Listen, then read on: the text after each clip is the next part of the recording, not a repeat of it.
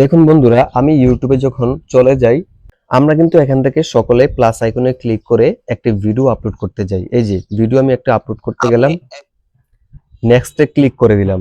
এখানে কিন্তু আমাদের মেইন কাজ, এই মেইন কাজটি সকলে বোঝে না। আমি এখান থেকে থাম্বনেল দেব, টাইটেল দেব, ডেসক্রিপশন দেব, সকল কিছু দিলাম। দেওয়ার পরে আমরা যখন এখানে আসবো, এই যে ডেসক্রিপশন, প্রাইভেট, এই যে এই সমস্যাগুলো এখানে, এগুলো কিন্তু সমস্যা না, এগুলো সম্পর্কে আমাদের সকলের ধারণা আছে। বাট এই যে নতুন একটি অপশন, এটা সম্পর্কে আমাদের এখনো ধারণা হয় নাই। সো ধারণা দেওয়ার জন্যই আজকে আসছি, আপনাদেরকে এই ভিডিওটি দিচ্ছি আমি। এখানে আমি ক্লিক করলাম। ক্লিক করার পরে এখানে দেখতে পাচ্ছেন যে কিছু লিখে দিয়ে ইয়েস এবং কি নো দিয়ে দিয়েছে। লিখছে do any of the following, describe your content.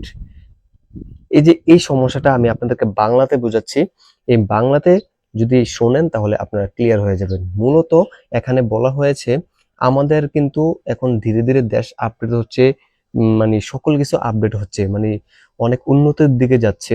এখানে কিন্তু এআই নামক একটি ওয়েবসাইট তৈরি হয়েছে। এই এআই দিয়ে কিন্তু অনেকে অনেক ধরনের ভিডিও তৈরি করতে পারে। আপনি আমাকে দিয়ে তৈরি করতে পারবেন, আমি আবার আপনাকে দিয়ে তৈরি করতে পারবো। এই সমস্যাটা কিন্তু দেখা যায়। এখন এই সমস্যাটির জন্য ইউটিউব এমন একটি জিনিস দিয়ে দিয়েছে, আপনি যদি এআই দিয়ে ভিডিও তৈরি করেন তাহলে আপনি অবশ্যই ইয়েস দিয়ে দিবেন, এবং যদি আপনি এআই দিয়ে তৈরি না করেন তাহলে অবশ্যই আপনি নো দিয়ে দিতে হবে। এখানে আপনি অনেক অনেক ভিডিও আপলোড করে দিচ্ছেন, 700 800 1000 ভিডিও আপলোড করে দিয়েছেন, তখন আপনি এতগুলো কিভাবে দিবেন? আপনি চিন্তায় পড়ে গিয়েছেন, ঠিক না? যে কয়দিনে শেষ করব আমি নো দিয়ে দিয়ে। এখন দেখুন, আপনি যদি এখানে নো এবং কি ইয়েস কিছুই না দেন তাহলে কোনো সমস্যা নাই। ইউটিউব চেকিং করে বুঝতে পারবে যে আপনি কি এআই দিয়ে ভিডিও তৈরি করছেন কিনা।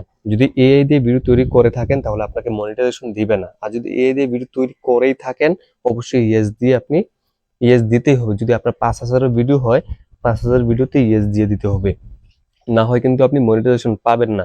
আর যদি নিজস্ব কন্টেন্ট হয়, এআই দিয়ে তৈরি করা না হয়, তাহলে আপনি ইয়েস নো কন্টেন্ট না দিলেও চলবে, আর নো দিয়ে দিলে ভালো।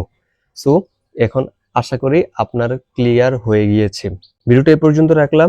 সকলে যারা যারা এখনো জানেন না তাদের কাছে ভিডিওটাকে শেয়ার করে দেন বেশি বেশি করে, আর মূল্যবান মতামত কমেন্টে জানিয়ে যান। সাবস্ক্রাইব করে চ্যানেলের পাশে থাকেন।